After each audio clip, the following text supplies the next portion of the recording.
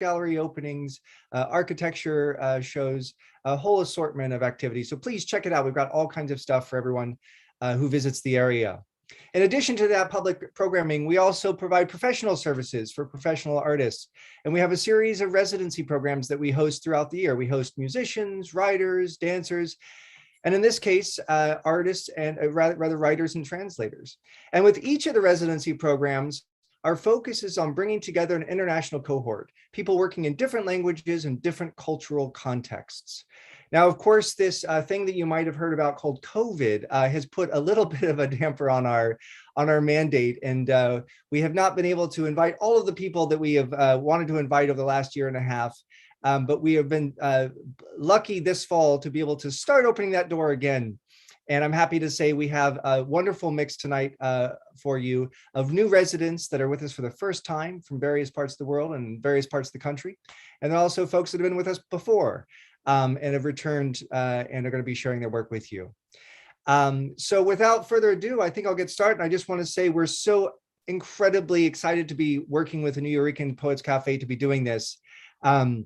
You know, this is our third virtual reading, and we so much miss those in-person live readings that we've done in the past, and we hope that someday we can do those again. We really treasure the cafe, and we understand what an important place it is for New York City and New York City arts, and we're so grateful to have it there, and we're so grateful for this invitation to collaborate with them on this reading.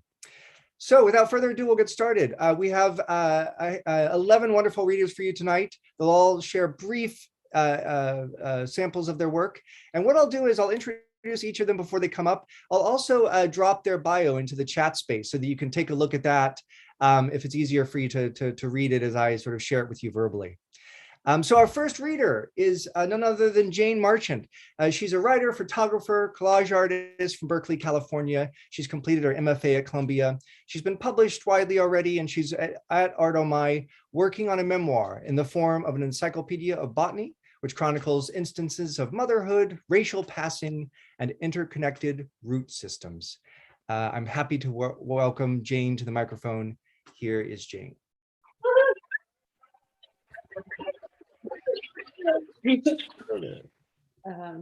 So, an excerpt from an extraordinarily condensed pocket encyclopedia of botany of the San Francisco Bay Area, particularly plants found in the garden of a crooked house in the unincorporated community of Kensington, located in the North Berkeley Hills of California, to give testimony and to ask for witness in homage to the land she grew from and for which Jane Marchand most yearned.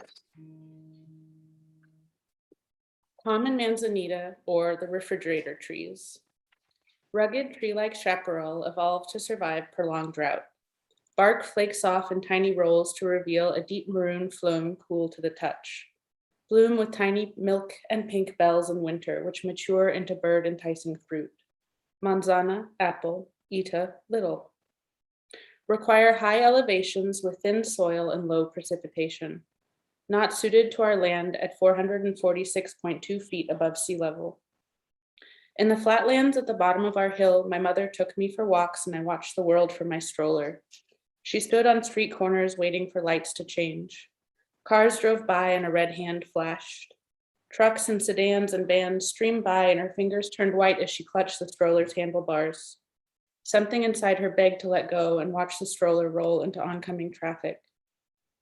There was something inside of her, a voice, a pang that was so sad because of me, the baby she'd protected in her womb and held at her breast to feed. The light turned green. My mother confesses this to me on another street corner decades later. Sometimes I worry I passed my sadness into you through my breast milk. Scarlet pimpernel, or pinkies. An annual herb in the primrose family. Petite plants with pink flowers that fit on a pinky nail. Widespread in Ethiopia, Belgium, in Mexico, the United States, the United Kingdom, and France. My mother was born in Chicago. My father was born in London. They met while living in Paris. My father worked as a DJ at a radio station, and when my mother called in for a contest, he told her curtly she didn't win. She took offense to his tone and stormed the station. He pretended to be a different DJ, and they fell in love. My mother's uterus began to grow abnormal tissue on its outer layer. After her operation, she wasn't supposed to be intimate for several months, but she was, and the womb that was not supposed to host a child healed around my older sister. They married in England on the roof of a mall in Kent. None of my mother's family was there. My father's mother thought my mother exotic, with her wild black hair and silver bracelets. My mother, days overdue, walked the streets of Paris to induce labor. She was admitted to La Hôtel-Dieu de Paris, the hotel that shared an esplanade with Notre Dame. The midwife wrapped a sheet around bedposts and used the tension to drag the baby from my mother's body. My mother bled and bled. While she was sleeping, my father named her child after the midwife who'd saved my mother's life. 3 years later, my sister named me. Pyramidal in structure, pyramidal plants, pyramidal leaves, pyramidal buds. Buds resemble the most miniature of roses, barely a 1/4 inch long on tender shafts. In sun, 5 petals unfurl into salmon pink flowers with purple coronas, fold closed in evening fog. Arvensis, found in fields. Our mother turned our playroom into a daycare, and white children's parents dropped them off and paid my mother for her services. A little girl attended, and she was my best friend. She got sunburnt in summer and had blonde hair her mother combed with a wide brush. My brown bangs curled over my forehead and my hair tangled. She was beautiful, sweet, reserved, what a little girl should be. We crawled through the top yard, hunting for tiny, tiny pinkies to hook to the thumbs of our Barbie dolls. I loved staying overnight at her house. Her mother was from Virginia and made grilled cheese sandwiches with American cheese, mayonnaise, and white bread.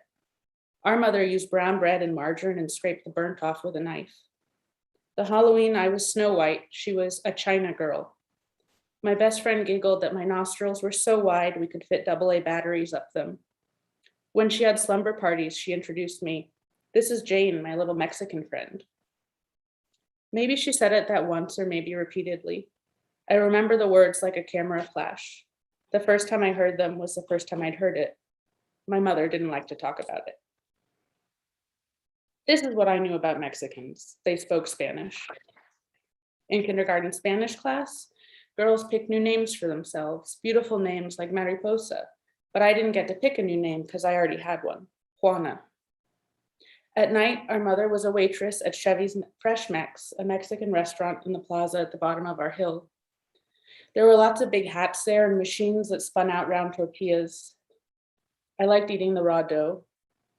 Our mother brought home white cloth napkins in her apron, washed and folded them and put them in our hall linen closet. Then there was a little girl named Janelle in my class who looked a lot like me. Same brown hair, bangs cut by mothers, skin that changed between summer and winter. Janelle was Mexican and had a bright smile the blonde girls teased off her face. They called her dirty. The blonde girl said, "You're ugly, Janelle." If I was Mexican, that meant I was ugly too. As we grew up, my best friend and I stood in her bathroom, lifting our shirts and pulling down panties, comparing who developed faster and first. Hers rose like pink pyramids from her chest. Mine were flat like tortilla dough, not quite brown, not quite yellow, wrong. A weed, an invasive species. Avocado, a rapidly growing tree belonging to the laurel family. Reaching on average up to 100 feet tall with a round crown, avocado trees produce dangling green fruit, which are actually large berries containing a single oily seed. There are 2 avocado trees in our yard, one to the side of and one below the hot tub. We see both when we slide open the window in the bathroom. Our trees are sterile, someone said, because they're the same plant gender. We need a male and a female. We need more trees in the neighborhood or yard for bees to move between. My mother put store-bought avocado pits in glass cups on the window ledge above the kitchen sink. They soak in browning water for months, and sometimes a shoot breaks out and she plants the sprouted pits and pots on the deck, and the pots already hold other things. When I was small, I stood in the bathtub showering with my mother. Water ran over her naked brown body and I stared at her black hair. Would that happen to me too? Yes. Outside the bathroom, an opossum hid in a hole in the lower avocado, like a pit in the womb.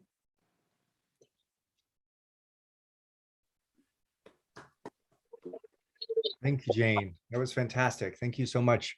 That's, I think, a good preview to the fact that we have this group is dynamic in a lot of ways, but formally too, sort of really pursuing some really interesting forms in terms of what they're working on. Next up is Leon Malui, and I'm sure I mispronounced her last name. I apologize, Leon. But Leon comes to us from a few different places. She was born in Syria. She was raised as a young child in the south of the US in Mississippi before moving to Qatar. And all of those sort of different geographies have really impacted the work she does. She feels that much of her work bears witness to competing paradigms, traditional and progressive, spiritual and secular, Islamic and Western. And that is what manifests a lot in a lot of her work. And just a reminder to everyone, I am dropping all of the bios in the chat so you can see them there as you listen to the work of each resident. Here's Leon. All right, hello everyone. So for my assigned time, I've decided to mix and match a little bit. I'm reading you 3 different things. The first is a spoken word poem, but before I get into it, I just want to say that there is an Arabic word wedged in there because it's hard to translate. It basically means, it's fitra, and it basically means the innocence that everyone is born with, but we lose as we grow older. So this is called 2-package deal. I crave little fingers wrapped around my thumb. I crave holding a bundle till my arms go numb. I crave the warmth of smooth skin against my chest. I crave watching faces fade into rest. That infantile innocence to cradle and guard, opposed to my soul that's crippled and scarred. So pure and perfect, it's that fitra, I say. I need to have it in my arms every day. For many years, I've been schooled and taught, learned math and science, politics and art. Masquerading as knowledge, they've led me astray, and from my nature, they've pulled me away. I feel stupider and stupider the more that I grow, and the more that I learn, the less that I know. I want to be near that divine soul you see, because maybe its purity will rub off on me. My craving consumes me each and every day. The fact I don't have one is a source of dismay. Seeing children and babies can drive me to tears, because marriage is one of my biggest fears. In my culture, it's a package deal. If you want a child, you need the seal, a seal that would make me into a wife and bind me to some stray man for life. I looked for loopholes, trust me, I tried, Googled the ruling on sperm banks and cried. I asked my parents to bear one for me, but my mom's too tired for pregnancy. I'd buy the package, then throw the man away. But sadly, that's haram is what rulings say. Men are like the opposite of babies, you see. They're stuck in systems of multiplicity. They're the ones who bring particulars to bear, bred to believe in things that aren't there. They're so far from the innocence that I seek, so far from the fitra of which I speak. Frustrated is how this makes me feel. How will I resolve this 2-package deal? So that's the poem. The next is an essay I wrote. It's called The Service of Sin. One day, my mother came home from a garage sale bearing gifts for me. In her arms was an enormous trash bag filled with a heap of books that she proudly bought for only 5 reals. I eagerly emptied the bag onto my living room floor, anticipating my next literary adventure. But when the books were emptied and my mother caught sight of the covers, she gasped in horror. The covers depicted muscly men without their shirts on. They depicted proximate faces that sometimes kissed, but usually lingered in the moment right before. They depicted women with tilted necks, parted lips, and heavy-lidded eyes. I'm taking them back, my mother muttered with a frown on her face. She began stuffing the books back into the bag with no regard for how she bent the pages or damaged the spines. I managed to sneak one of them under the sofa, saving it before my mother sentenced it to contortion in that big black bag, which will probably end up alongside other big black bags outside the house. When she closed the bag and slung it over her shoulders, she marched toward the neighbor to return it and demand her 5 reals back. I hid the contraband book on my shelf, making sure to conceal the half-naked man on the cover by wedging it between the spines of my young adult collection. When my parents weren't home, I pulled the book out, sat in a corner, and opened the first page. The book exposed me to a whole new world.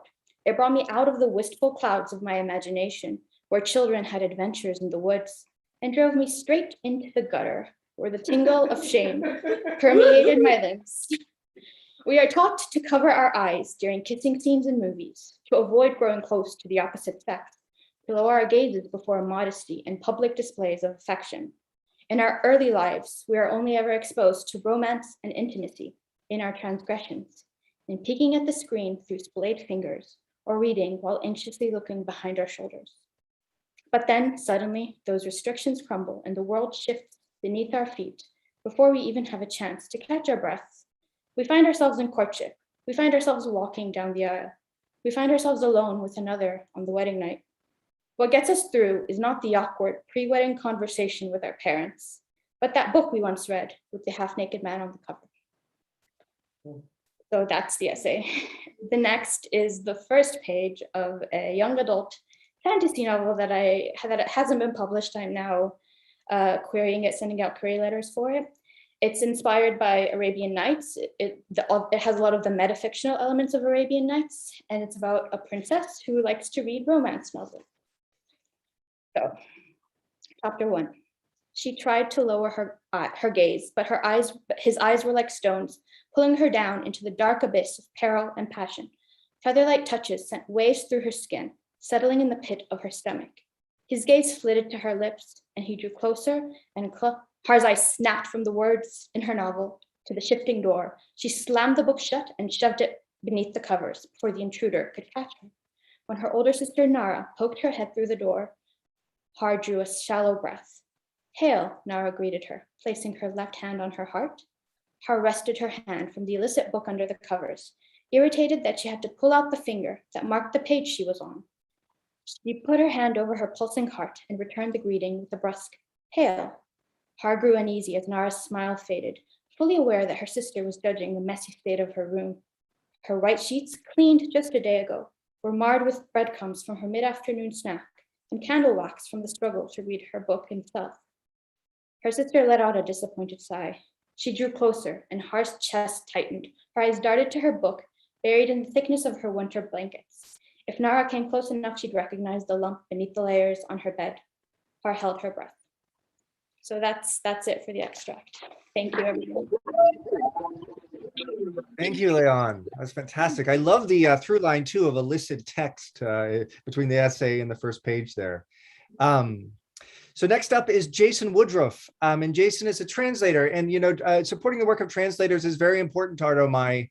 We recognize that art form and how it is underappreciated in the U.S. Many of you might know this, but roughly about 3% of the books available to you as readers in the U.S. are translated literature, and we're trying to do all that we can to support those doing the good work to bump that number up. And Jason is one of them. He translates from Korean, and his work has appeared in Asia Literary Review, Asymptote, and Korean Literature Now. And he was a finalist for one of PEN's translation contest. He lives in Salt Lake City, and we're so grateful to have him with us. Here is Jason. Okay, thank you. I will be reading tonight from a short story entitled Spray by the Korean author Kim Kyung-uk. He'd brought home someone else's package by mistake. It was only after he had ripped the tape halfway off that he noticed again the apartment number written in Sharpie on the side of the box, 109. His face froze as he looked at it. It did kind of look like 709. He was not used to the handwriting of the apartment building's new custodian. Plus, since he ordered everything online, it was rare for him to head up to his apartment empty-handed. All in all, it was an understandable mistake. But he was always so careful. He would even proofread his texts before sending them. On a normal day, he would have double-checked the apartment number on the box before he opened it. He felt somehow disheveled, somewhat unpleasant, like the feeling of holding a sweaty hand. In fact, it was his hands that were sweaty, something that happened whenever he was nervous. He had no doubt that his sweaty hands were the reason he was dumped by his first girlfriend. Since she did break up with him just a few days after they first held hands, he could think of no other reason why. He hadn't held another girl's hand since then. He had, however, touched a countless number of women's feet. Just that day, he had dealt with around 20 pairs of feet. He was the manager of a shoe department at a large department store. All day, he was getting down on one knee, putting a shoe on the customer's foot, checking the toe and heel for the fit.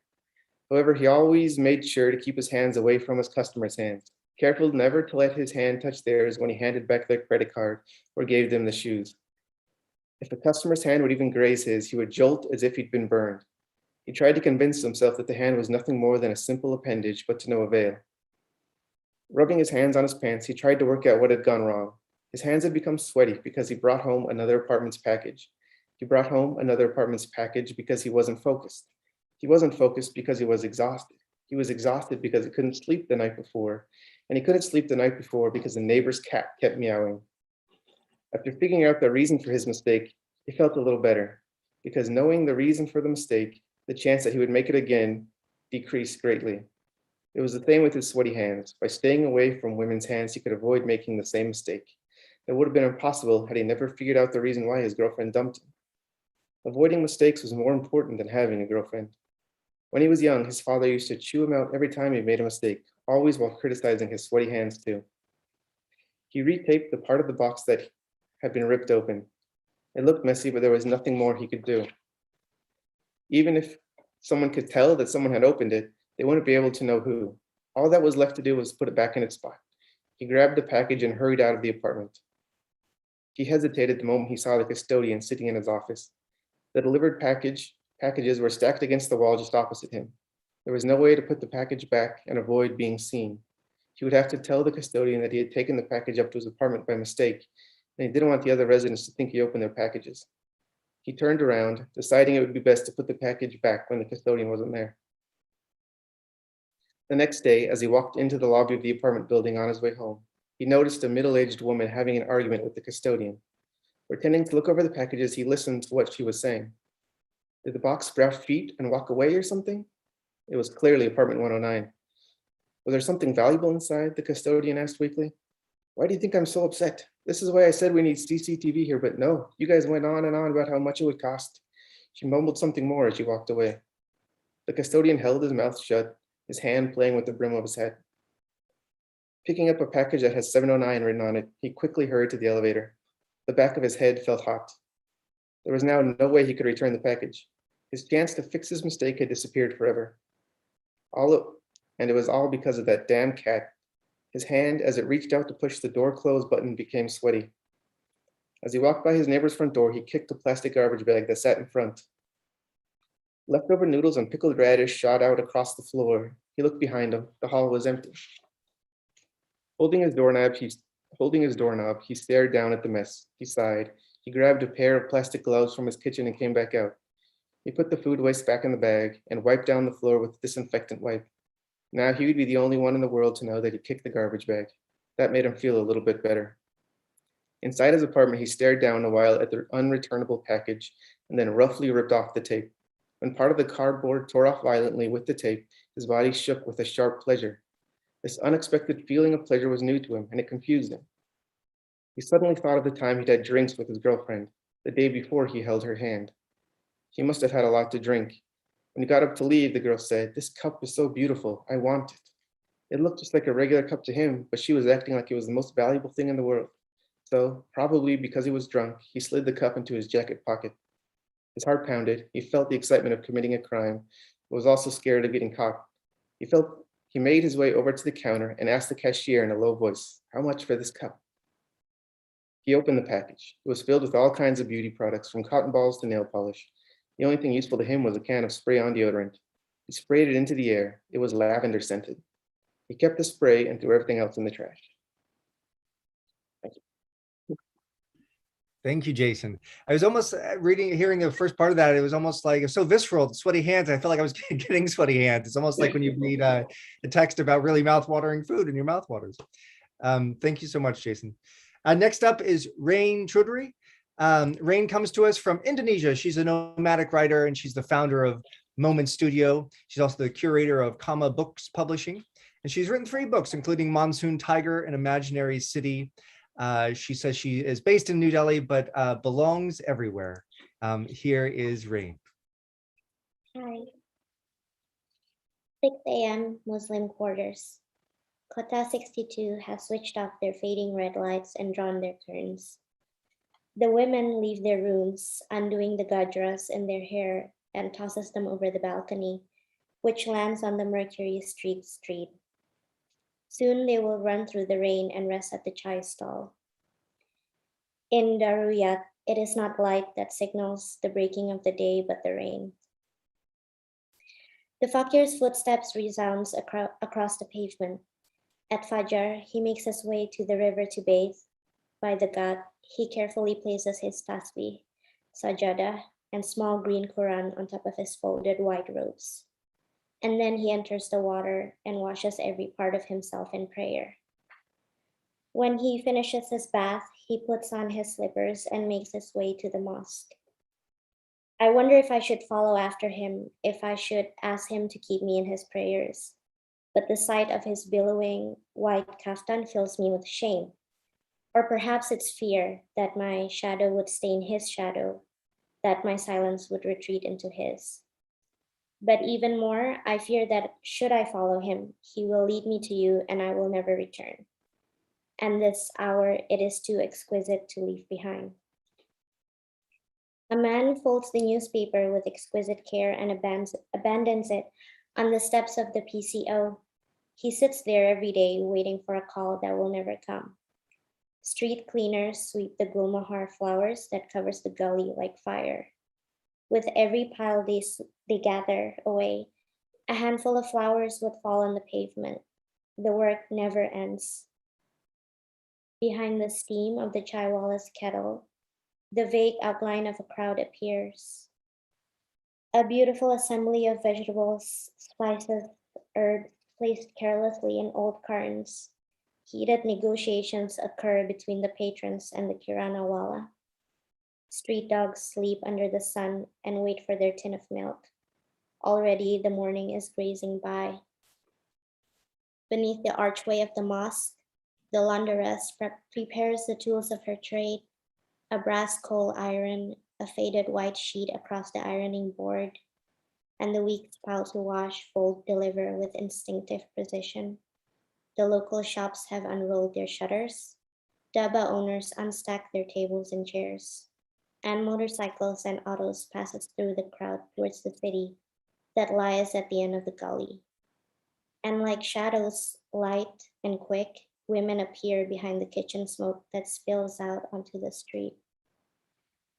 And then I saw you lighting a cigarette as you cross the street, carrying a paper bag filled with flowers, newspapers, and a piece of roti wrapped in tinfoil. With extreme tenderness, you placed your hand on the shoulder of the fakir and offered him a piece of roti. While you sat next to him on the steps of the mosque, you smoked quietly as the holy man unwrapped the tinfoil with his clean, aged hands.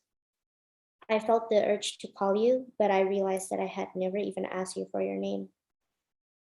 Do I have to know your name to love you? Isn't a name merely a memory? Even before we spoke, even before we exchanged names, I knew that I would love you. The phone rang, calling me away from the balcony. There was writing to finish, friends to see, appointments and errands, a whole life to follow through.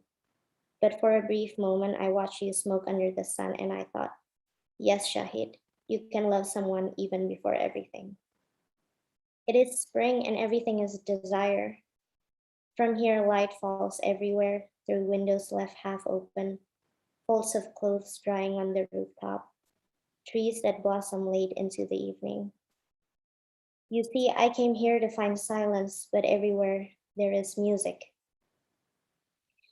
In front of the Miriam cinema too, there is sweeping to be finished. In the absence of flowers, there are cigarettes, paper cuts, film pamphlets, remains from last evening's audience, or perhaps ordinary pedestrians looking for a brief escape from the rain. Find yourself first so you can find me, handwritten in Urdu on the faded green walls. A photograph of a recently departed filmmaker and a list of his films scheduled to screen for the week hangs next to the ticket booth. The director walks me through the old chart corridor. We spoke about the filmmaker's body of work, his political exile, his undisguised love for dark-haired actresses. And then we spoke about the fire, because now this is what binds us, because now this is how everything begins. Where were you when it happened? How did you survive? Who did you lose? Who did you betray? Then he tells me about the fire, how a man who had come every Friday evening, who watched films with devotion, who spoke to them, knew their names by heart, had told them what would happen. When the patron didn't appear the week after, he knew then that he was telling the truth, and that as they exited slowly in the darkness of the corridor, no one would enter this place again. That's how violence begins, he says. They come into our rooms and then they ask us to leave God behind. And what happened to the man, the one who had warned you with such tenderness? He was the first to light the torch. Thank you. Thanks so much, Rain. Next up is Lilas Taha.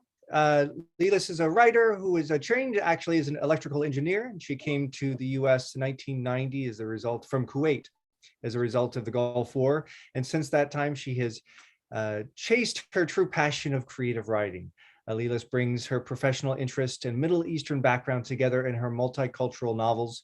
She's the author of Lost in Time, which was the winner of the 2019 Best Book Award, Bitter Almonds, winner of the 2017 International Book Award, and Shadows of Damascus. I'm very happy to present Lilas. Hello, everyone. I'm actually of Palestinian and Syrian origins, and this time I'm going to write to you, I'm going to share with you a novel that I had written 2 years ago, and it's about, it takes place in a refugee camp.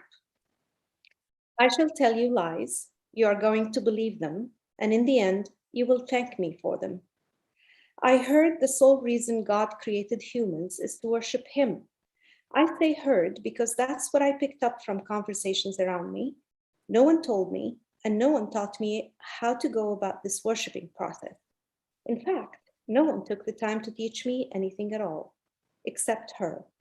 Amina taught me how to make a killer knot in my necktie. This God I'm supposed to worship must have been in a foul mood when he created me, bestowing onto my body a number of handicaps. I can't move my tongue to articulate words. I express myself through a primitive vocal form of grunts and sounds. My mother understands everything I convey. My 2 sisters manage to catch most. My 3 brothers discern a few, and my father grasps barely any. My brothers compensate for their poor comprehension by carrying me around on their backs since I can't walk on my own. If they take me to a paved road, I am able to push an UNRWA-issued walker with great difficulty until pain in my lower back forces me to stop. My knees rub against each other. My ankles turn inward. As for my hands, other than gripping a spoon or a shoe and flipping the finger, when the mood strikes, I can't do anything else. And sometimes when I become too excited, my muscle spasms take over my entire body. But God gifted me 20/20 vision, though I am cross-eyed, and perfect pitch hearing, albeit my pointy ears sit high on my unnaturally elongated skull, making my head resemble that of a fox. Add on jagged teeth and a hairy mole above my lip to complete the image. God also granted me a strong immune system. I rarely fall ill. In short, I look like a hairless fox, healthy and smart in a neat tie. Should I tell you my name? It's Wasim. A firstborn son, I should have been named Salim after my paternal grandfather, as tradition dictates. Salim literally means physically healthy in Arabic. The kind-hearted neighborhood midwife wanted to spare me ridicule and suggested my parents choose another name. They decided on Wasim. It means handsome. Did I forget to tell you my parents have a strange sense of humor? My brothers and sisters received special hugs from my mother at the door every morning before they went to school, leaving me behind. Often, too often to the point of a predictable habit, my second brother, Wa'il, returned home hours before school let out, claiming a headache or an ailment of some sort, which my mother never accepted nor investigated. She would take him by the hand, the collar of his shirt, or by a fistful of hair, and drag him back, but not before she used me to admonish his foolish efforts to skip on education. She would point at me while yelling at my brother that he should be grateful for the privilege of attending school. I, in turn, would fake convulsions and howl to enhance my mother's sermon with special effects. Sometimes I would help her dislodge his firm grip off the door by throwing shoes at him. I never aimed at his head. I spent most of my childhood on a stack of long cushions under our east window and watched the world unfurl. I followed my siblings' schooling when they did their homework around me and picked up the written language on my own. I read anything that came to me. A mechanic, my father returned home at the end of each day with stacks of newspapers. He smoked cigarettes and read the news aloud, and I listened to each word he uttered.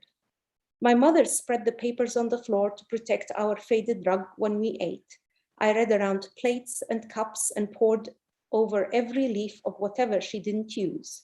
I licked my entire palm to manage turning the flimsy pages.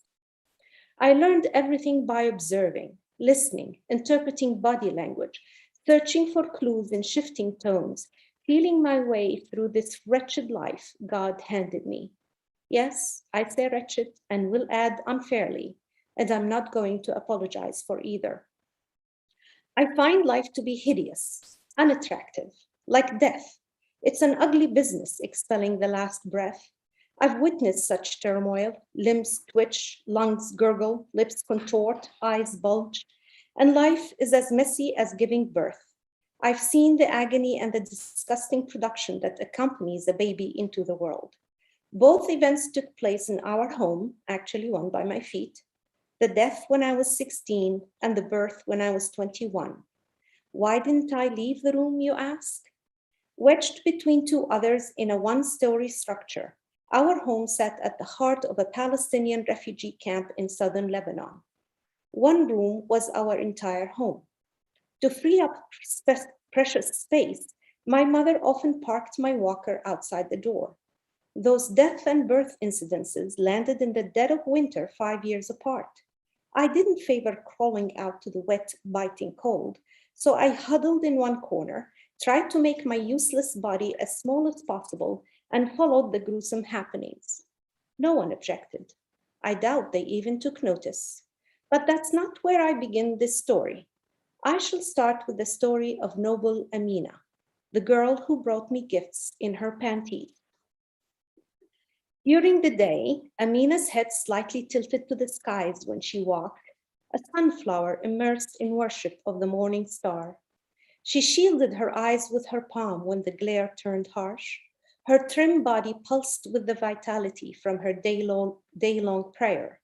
Tan skin glimmered, dark eyes sparkled, neck veins thumped with the beat of life. The moon ebbed Amina's mood. Subdued, she slowed down, became quieter, easier for me to understand and interpret her moves. I could talk to Amina all night and never fall asleep. If only I could talk. Every Friday, my father took my brothers to communal noon prayers at the mosque. He left me out of the procession. I didn't mind, for that was when she came over to study with my sisters. Established by the International Committee of the Red Cross in 1948 to accommodate Palestinian refugees, our camp expanded over 7 decades through haphazardly constructed shelters and dwellings. Our particular crowded area balanced on a hilly incline. My home overlooked a busy alley at a considerable elevation. I often stretched down my arm out the window in an attempt to tap the heads of passers-by, but I never managed to touch anyone. Amina lived in the structure across the alley.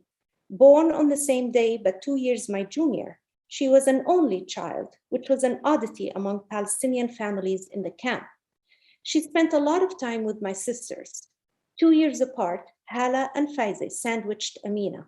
But unlike them, she paid attention, listened with her heart, a kindred heart enlightened by the golden sun. Thank you so much, Lilas. Thank you so much. Next up is Edie Mierev. Edie is the author of 4 novels, Another Love Disclosure, Kingdom of the Young, Lola, California, and Crawl Space.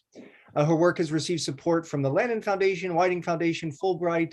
She's the recipient of a Bard Fiction Prize, the Kafka Prize from the University of Rochester, and among others. And her work has been cited by the New York Times and Los Angeles Times. She is also a professor in the MFA program at US Amherst. She's a screenwriter. She's a senior editor at the journal Conjunctions. It's a wonder she has a free moment to think between all those jobs. Here's Edie. Hello, thank you, DW, thank you, Carol and Art Omi, and everyone who's not updating their status and choosing to make community. One of the reasons I love Art Omi.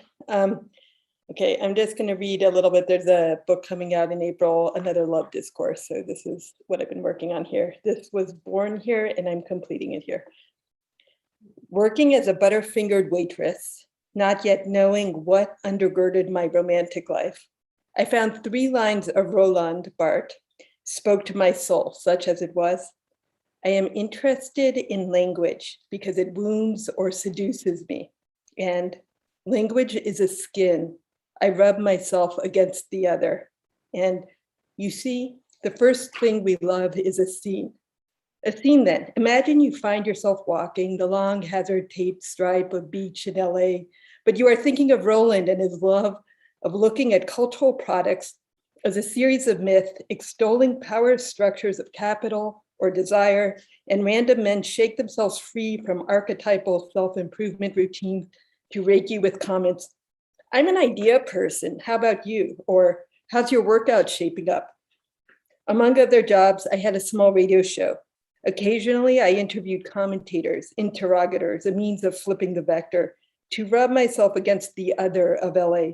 Everyone there had invented everyone else. Everyone was an idea person.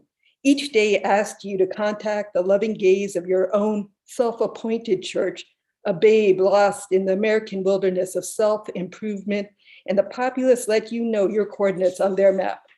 Whom again did I interview? The short inventor of liposuction with handlebar mustache plus fast-talking genius girlfriend, allegedly his favorite work in progress with well-contoured cheeks and lips, a rubber, nay Celtic, most resembling an anime doll. She professed herself a lover of form, also the speed-addled self-anointed body fluid sprayer boy inventor of performance art, the genial billboard model who invented contemporary dog walking, the blockhead heir to the Dayglow legacy, see in the dark. No one knew how before me. Asking them to be on the show unseated street side comments, they stepped into the studio with touching displays of vanity, preening before the two-way mirror, even more archetypes in the most transient time in my life. The signified become the sign. You could not help being moved by the varieties of human vulnerability, my own included. Everyone is raw at heart. They entered. I established audio levels. Their comments rose out of the vast bubbling fear we all keep well guarded inside. To see in the dark, infinite hope tickled the edge of tomorrow's cosmos. Imagine you interviewed all these inventors, sidekicks, appurtenances, and then submitted this document of discourse on cassette tape to a producer, and somehow this served as one of your most legit post-college jobs. Between interviews, I played music I loved. No one made a profit. That these recordings served any part of the common good was as apparent to me as to the makers of American cheese. The work of the studio time ended up beamed out somewhere over Iowa cornfields by something called the American Radio Network.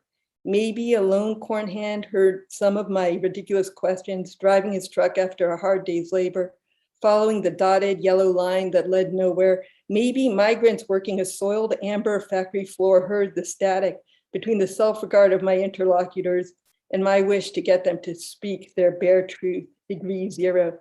It is hard to penetrate between a person and their own idea of themselves, the hazardous task of both hair stylists and writers.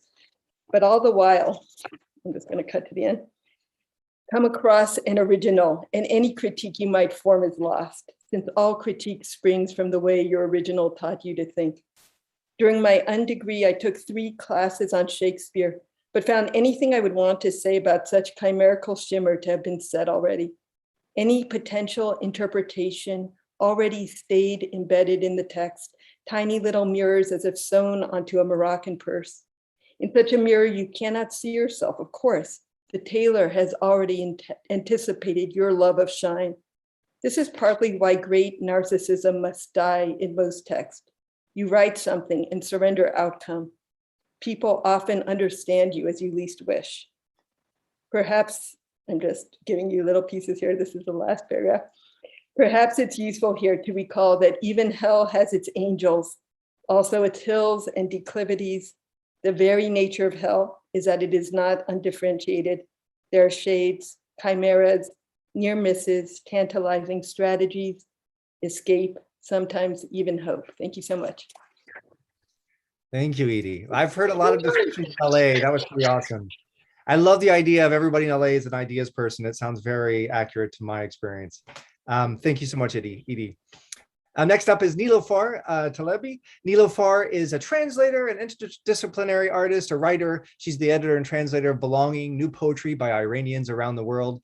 And she's also the author of the hybrid memoir, Self-Portrait in Bloom. She's also a librettist, and her work has been performed at every major venue, Carnegie Hall, Kennedy Center, Brooklyn Academy of Music, et cetera, et cetera. She's also served as a juror for several translation prizes, including the 2021 PEN Translation Prizes. Here's Niloufar. Thank you very much to Art Omi Writers and Nuyorican Poets Cafe for hosting this reading, and I'm delighted to be in such fine company with my fellow writers in residence tonight. I'll be reading from Self-Portrait in Bloom, which is my most recent book. It is a work at the intersection of memoir, photo essay, translation, and literary biography of the iconic Iranian poet Ahmad Shamlou, whom I had the pleasure of knowing personally from his participation in my parents' literary salons in Tehran in the tumultuous years after the 1979 revolution in Iran. This is where I encountered genius that forever shaped my life and made me the person that I am today. And it's also the relative obscurity of Shamlou in the West to Anglophone readers, which has prompted me to create several projects based on him and his work, including Self-Portrait in Bloom. Tonight, I'll be reading short excerpts from a longer ode to the city of Tehran, which is our shared city and the city in which Ahmad Shamlou first set my world ablaze. Tehran, city of soot, landing silently like snow on the shoulder of my mother's sleeve as she is gingerly exiting the passenger side of our car, impeccably dressed, with hands held at attention, fingertips glistening with fresh red polish, soot, which she delicately blows off the cream-colored silk blouse, and then boasts to my father of her ingenious calculation against the error of a rub-off that would have ruined the pristine surface with a black and red streak. Tehran, the city of slogans, of festivals and cinemas, city of grand tree-lined boulevards, city of sycamores and elms, of shaded alleys of no significance, city of storytellers and tea houses of working class districts and wandering showmen of olden days with their European city peep boxes, Shahre Farang, made of metal in the shape of an oriental castle with several holes through which transported crouching viewers to exotic lands they could never visit. Tehran, city of summer siestas, my head on the bare, clammy torso of my father, home for lunch from the clinic. City of uniformed school children running to buses or cars. Tehran, city of child laborers and child beggars and street vendors, squatting in cardboard boxes, sleeping alone on sidewalks, not immune to extortion by officials to allow them. City of bewildered peasants hanging themselves under bridges, impoverished from the confiscation of their livelihoods by the authorities who rob their provincial dreams. Tehran, city of the sick and addicted, cowering behind burning trash bins, splayed in toxic alleys. Tehran, city of southern slums and shanty towns with bitter graffiti that reads, "Don't look. It'll cost you too much." Tehran, city of hungry grave dwellers, of sewer pipe undesirables with gangrened or frost-bitten feet, outcasts of tin town settlements I beheld in horror from the car on the way to the great cemetery of the South, Zahra's paradise, to watch my mother weep at my grandmother Zahra's grave. Tehran, city of the discarded and forgotten, city of gutters cruel city into whose eyes I cannot look.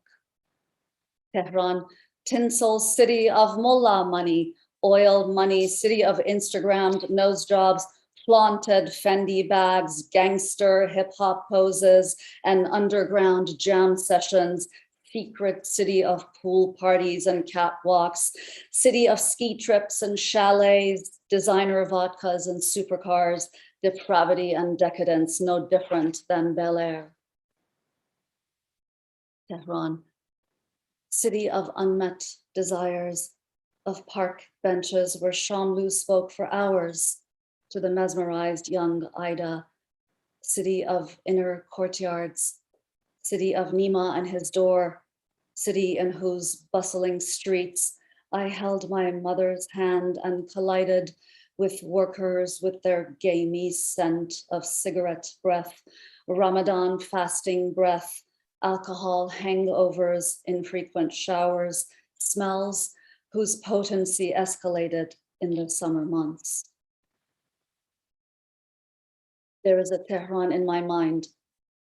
I do not know if it bears any resemblance to the Tehran that exists. It is the composite city of the remote past, my own past when it was my present, and the city of now I only know from afar, in fragments, virtually. It is cities erased and cities erected to make the city of my imagination. It is the Orientalist city captured, romanticized, minimized, and gazed upon by the Western eye. The city I saw with my own eyes, both before and after the revolution, the city captured in dazzling photographs of the Anglo-Russian invasion of Iran, the city of the 1953 coup d'etat against the Prime Minister Mossadegh for nationalizing Iran's own oil, the city of black and white images by Antoine Sèvres-Gauguin capturing the turn from the Victorian to the modern era, the city in which I kissed a boy in the basement wearing a floral green skirt and jade-colored t-shirt after he silently air-spelled the word mach or smooch with his index finger on the wall to baptize our kiss. Never mind that I was not born there, nor that I only lived there for less than 12 years of my early life. Tehran was, is, and always will be my city. From time immemorial, when stardust was cast across space, to float for billions of years, to coalesce into the primordial earthly larvae that left water for land, to become a wandering hunter and gatherer who made stone sickles and paved and painted cave walls, to cross the grasslands of the Euphrates Valley and the steppes of Central Asia, to build shelter in the Bronze Age, to survive the massacre of Mongols, to the embryo that was conceived in the summer of love, to the lemon tree that I will become again and again, and the stardust that I will become again and again. I was always evolving to be a Tehranian. Thank you. Thank you, Niloufar. Wow, nothing like a good, well-rounded ode to a beloved city. Thank you so much. Next up is Sonja Lovrencic. Sonja is from Croatia. She's a translator and writer. Since the 1990s, literature has been her main field in life, and she's published several titles, including award-winning poetry, novels, short stories, radio plays. And Sonja says she endeavors to bring books closer to their audiences, working frequently with Croatian cultural programs and the radio and organizing book events as well. She's also done some publishing of her own in her home country. Here's Sonja. Well, hello. Thank you, DW, for the introduction. I'm always a bit nervous when I have to read in English, which is not my own language, but well, here I am. I write both poetry and prose, and I was sort of thinking, what should I read today? Because I don't have many translations, but I have chosen 2 poems. I translated myself, so please have patience with peculiarities of my English. Croatia is a Mediterranean country, so I wrote, that's partly the reason why I wrote a series of poems about Mediterranean. And before the first one, I would just like to remind you, you probably know, but from the old Greek epic poems, Iliad and Odyssey, there was this big hero, Achilles. He had a famous shield with the whole cosmos depicted on it. And then another thing important for this poem is that those Greeks, they couldn't go on with their thing of conquering the city of Troy without sacrificing a virgin. There was no wind on the sea, so it was necessary to do it. And the third thing is that there was this golden apple that had to be given to the most beautiful goddess. So this was the sort of introduction. Now comes the first point. Mediterranean becomes a mass grave. Was always a mass grave. As soon as it rises, it drowns its lovers. At the bottom, it's covered with keels, luring and lashing. There's land on the other side, towns to be piled, to be fertilized. The sea of heroes equipping their ships with wooden murderous horses demands the death of a maiden to lend them its waves, to sink most of them on their way back. The bottom is covered with shield of hills. Love apples are not meant for a trade, but for a 10-year siege and slaughter. Still, it's the sea of traders, inventing containers for oil, for fragrance, for words. Around them, above them, they see their true ruler creating islands and throwing thunder. In vain, they offer him horses. The seabed is covered with harness, with jugs, with bronze mirrors, with scrolls of words explaining the world. The seabed is covered with broken men of marble. Command of the sea means myriad battles. Clothes of the drowned, their changing fashion, leave no trace on sands of the deep. The transparent blue invites sunbeams to dance, but all of a sudden is bored with a calm. Or does it just feel obliged to raise the wind after all those maidens were sacrificed? So the poem number 2 deals with more contemporary subject. It was written for a reading organized by PEN International. It was in 2016. That was a series of readings all over Europe, and with the title, A Poem for Refugees, meant to express a sort of solidarity for people going through the Europe during those years in very huge numbers. So, there are dangerous kinds among them, says a voice from the next table. Among us, blue-shirted waiters, no sea, no wire. Among them, big women are screaming while being pulled by a rope through some river border. We know, we see it on the screen. Among us are some who want real long coffee, returning the cup that's too small. Among them are boys with help banners written in languages they do not speak, but we shouldn't stick with the obvious. There are hands that kneaded the edible, rubbed the dirty, killed the chicken to make the soup. Bodies in urban raincoats, feet with only one shoe, heads with a headache. A lot of screaming mouths because expressive photography awakens empathy and brings recognition to the author. Among us, waiters are carrying tables inside. It's already too cold and a bit late. Among us passes a woman with golden belt buckle and a big flower bouquet. Among them are some who grew up in an apartment with balcony. They are only men, only women and children, scream voices among us. Among us, there are people reading about refugees, calling them migrants. Among us are those distributing names with embedded guilt and indulgence. There are terrorists. Among us, there are people with fever blisters and people with eyeglasses, and those looking very much like some other people already dead. Those always trying to tell the same story, never quite the same, with limited range of motion, with badly shaken cheek. Those who wouldn't leave their cat for the world. There are those who are holding some small box to their breast as if they already lost it. Among them are those who can sing but don't think, and some who can see colors more intensely than others. There are hands threatening, voices quarreling, a girl getting her first period in the middle of the sea. Is there something like that among us? People with green fingers from ungreen landscapes, and those who crammed everything into a little portable memory. Is there anyone with a second-hand camera who'll get fame for all this in some distant future? There are those who lift newborns in the air as a pledge, and pledge is something which proves that a hope will come true, says the dictionary. There are women with wisps of hair escaping the scarf.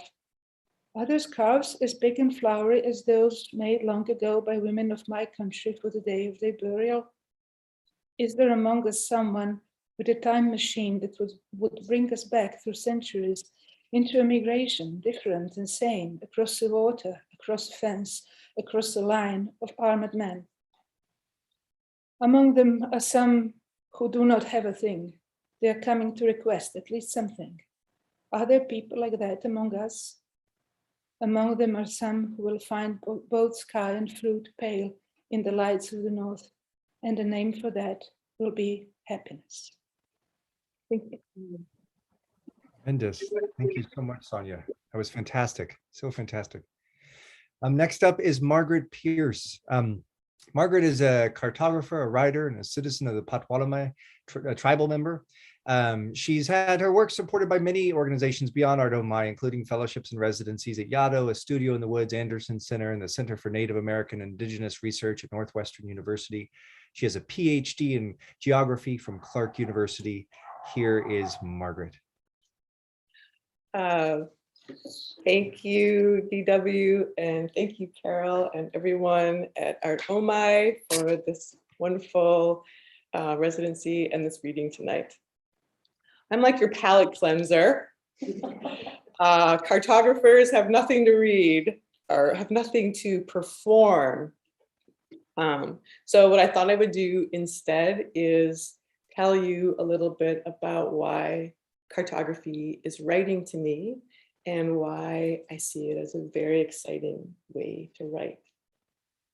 So, and I'm not going to show you a digital screen image. I'm going to wave a paper map at you because that's what I make.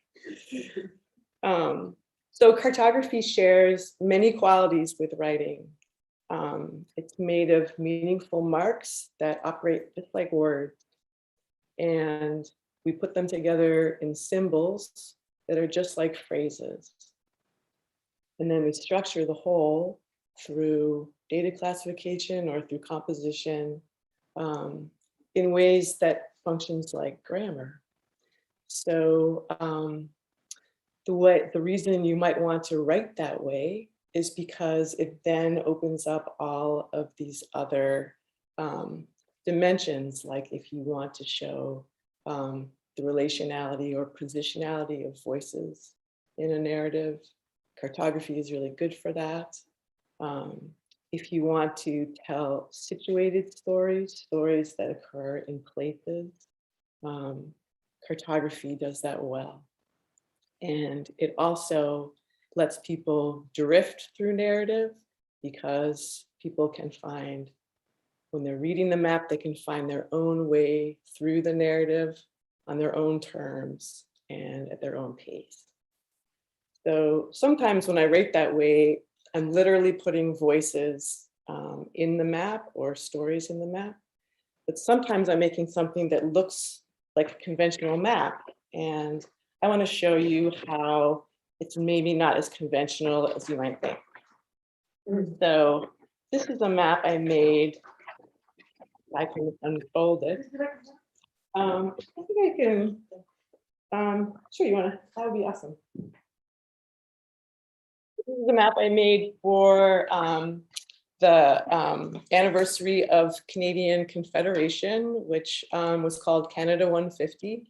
And many of you may remember that Canada 150 was not a celebration for First Nations and Indigenous communities and Métis people in Canada and Inuit people because they were in the middle of for many reasons, because Confederation was the beginning of the reason why there was a need for a truth and reconciliation process, which ostensibly was underway at the same time.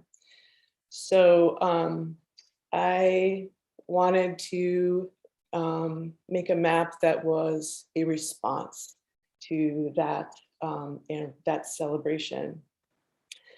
And I knew it had to be about sovereignties, the many Indigenous sovereignties present in Canada.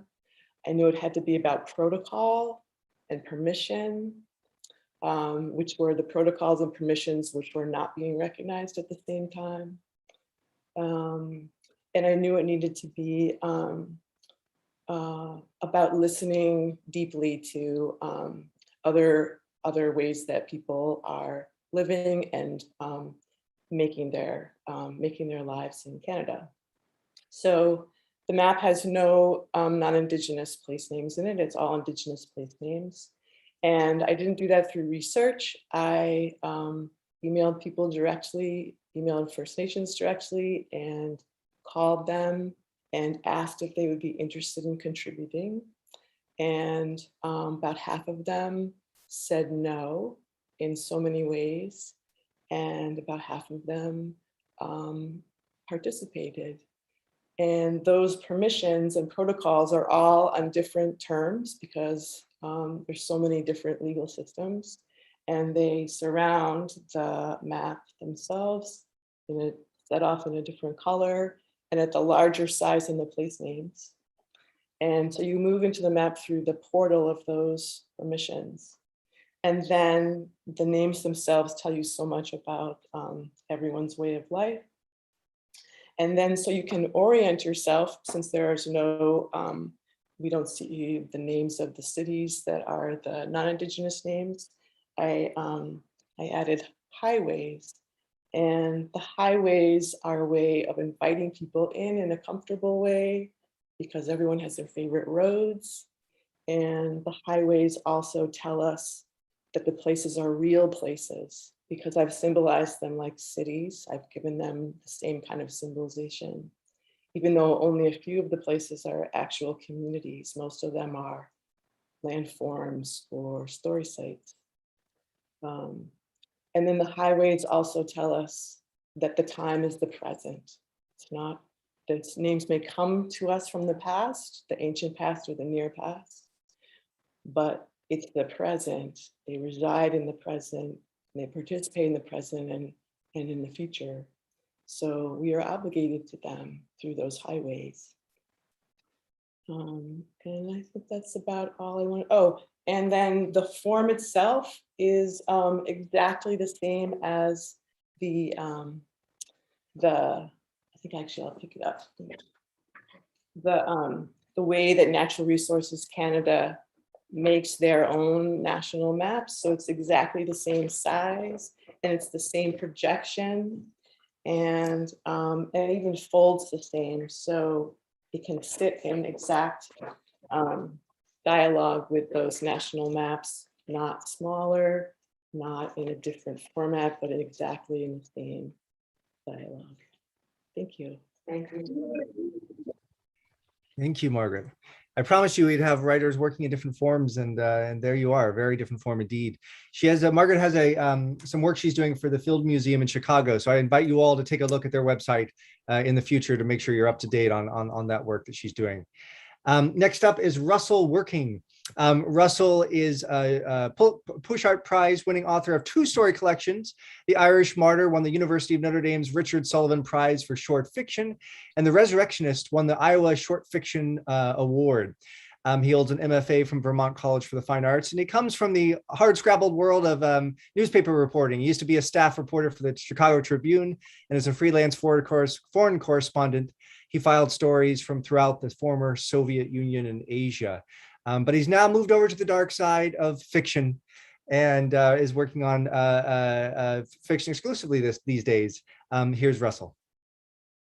Thank you, DW. I appreciate the opportunity to read. I am reading from a short story, the opening of a short story called The Evil Gesture. The Evil Gesture. When the Rawlses arrived in Shakota, Oklahoma, there was no place to park outside the home of Nana and Grandpa. Cars crowded their lawn and driveway, and TV vans lined the shoulder of the road, leaning out from the pavement as if feeling poorly and ready to topple over and give up the ghost. The ghost, the boy said. Was it bad? Bad to say words aloud as you thought them? So Dad left the pickup down the block by a house where there was a tree with a farmer in overalls who was hanged by the neck until dead. Extremely spooky since it was already getting dark. Jordan had been taking pictures of the sunset with Mom's iPad as they headed south from Muskogee. He knew it was unworthy, a word she had used. Unworthy of you to keep harping on it on such a day. But the thought came to him. There's still time. Time, he said. Time for trick-or-treating, he meant. Dad carried baby Sue Ellen, asleep in her car seat and tented in a pink blanket. Mom brought what Dad called the superfluous bucket of chicken. The boy followed, backpack slung over his shoulder. Dad buzzed his head in Jordan's every Sunday morning, except for a curl at his widow's peak, and you could see a port wine birthmark as big as a pancake on the back of his head. Mom's hair was frizzy and dark, and she had an overbite and a zit in the corner of her mouth, which she had daubed with makeup. The family approached Nana and Grandpa's yellow house on the corner with its American flag on a pole circled in white rocks.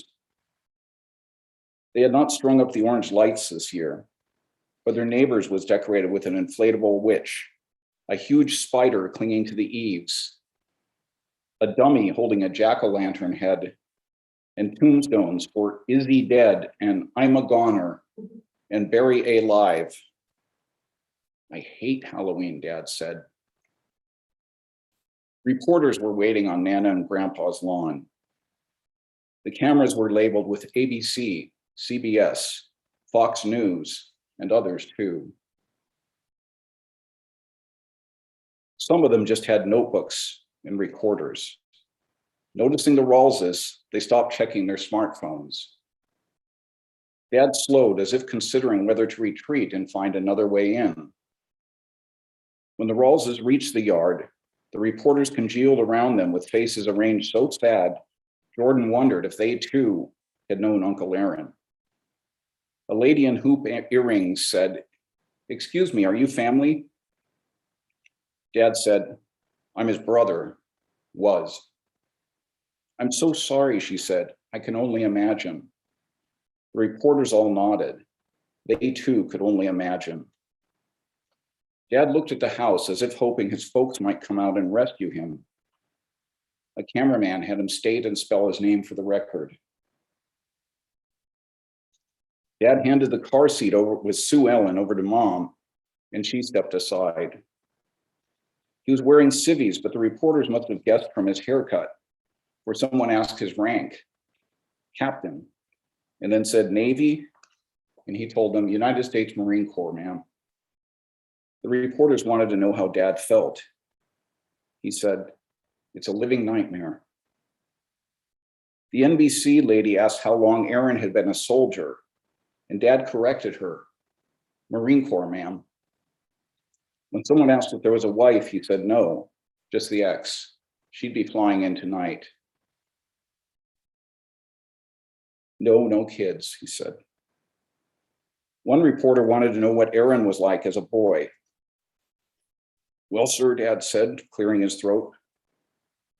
"My brother, he was always getting up on top of things." He gritted his teeth, and for a moment, Jordan thought his father was grinning. The Fox lady said, "Like what?"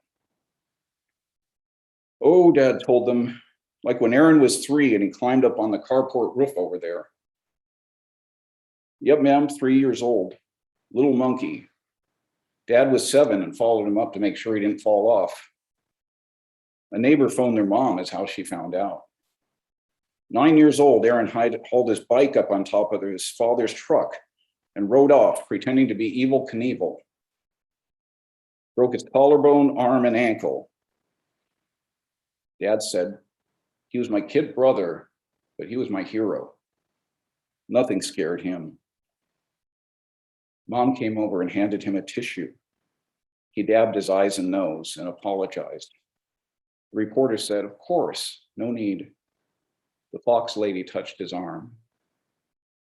Just then, Jordan's backpack slipped off his shoulder and spilled open. Out tumbled the wimpy kid books and his evil gesture costume, which Mom had packed for him. The evil gesture wore a three-horned hat and a suit of red and black check pattern with tiny skulls instead of bells hanging from the zigzag collar. But what everyone was looking at was the cackling skull mask. Jordan was too horrified to move. And Mom's face changed from sad and weepy to really, really mad. She crammed everything back in the backpack and zipped it up. The boy was hot with shame. His grandparents were not supposed to see the mask, today of all days, and here it was, revealed on live TV. A gray-haired journalist said, "You fixing to trick or treat, son?" Jordan didn't answer, afraid that this man too would find him unworthy. The reporter said, "Well, that's a pretty spooky costume." Thank you. Thank you, Russell. Thank you so much. So our last reader for you, we're at the end of our program, but we have one more reader for you, Sayaka Morata. I'm going to put her bio in the chat as I have with all the others. Sayaka is a Japanese writer whose novel Convenience Store Woman, a novel about a woman working for a convenience store, won several prizes and sold many copies all around the world. She has it was published by Grove Press in the US, and she has a new book coming out, Life Ceremony, which will be published next year, and the rights have sold in 36 languages. Clearly, she is connecting with many writers all around the world. She's going to be reading to us in her mother tongue, and we're going to do a split screen action to give you Sayaka reading and also subtitles in English for what she's reading. Here's Sayaka. Hello, I am Sayaka Morata, a Japanese novelist. I'm very happy to be with you here today. I'm learning English, so I'm sorry if the words are hard to understand. I've been writing novels since I was a child. I was such a dreamer as a kid that I honestly believed the word processor was a magic tool. I believed the stories I wrote on it went up to some higher being up in the sky, and in this being like them, they would turn them into books, and so Edit 12. I used to search the bookstores for my books. Of course, I was always disappointed and never found any of them for however big store I went to. After I became a novelist, I wrote the story of a woman who works at a convenience store. It became my first book in English. I also like to write short stories that are little art. For example, a world in which people mourn their dead not with a funeral but with a little ceremony and have a party to eat dead bodies. A world in which people no longer have sex. A world in which people who give birth to 10 babies and the legal right to kill one person of their choosing. In Art Omi, I am writing long novel, A Little Odd World, with realistic scenes. When I write a novel, I always imagine a fish tank. First, I draw a face of my characters. I also write about their clothes and the face of the characters as a child. I draw the floor plan or the room they live in. Sometimes I draw a small map. Sometimes I draw a larger image picture. It's all very childish. I put the person in the fish tank. Next, I put other people and part into the fish tank. If I feel the need to do so, I will change the setting of the world. After a while, the story will happen naturally in the fish tank. I call it a magical chemical change. I write them down. I like to see things happen in the fish tank that I can't imagine.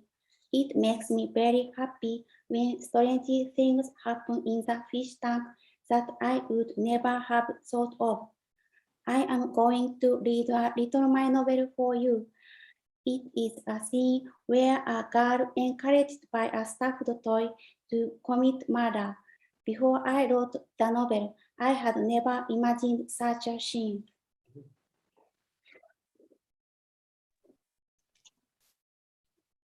Thank you for that intro. And sorry to interrupt you, Sayaka, but I just want to cue our friend Tatsuya to share his screen now, if he would please, so that we can see the subtitles next to what you're about to read. Thank you for that introduction.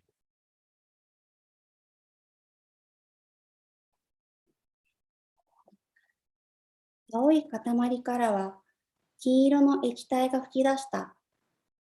これは何なのだろう。魔女のさなぎではないか、と私は直感的に思った。魔女が孵化するため前に殺してしまわないと、そうでないと恐ろしいことが起きる。それだけは分かっていた。先生は部屋の中のどこにもいなくて、もう魔女に食べられてしまったのかもしれなかった。金色の液体が部屋中に飛び散っていく。さあ今だ。魔法の呪文を唱えるんだ。私とピュートは呪文の練習をしたことなどなかった。私は真っ先に頭に思いついた言葉を何度も唱えた。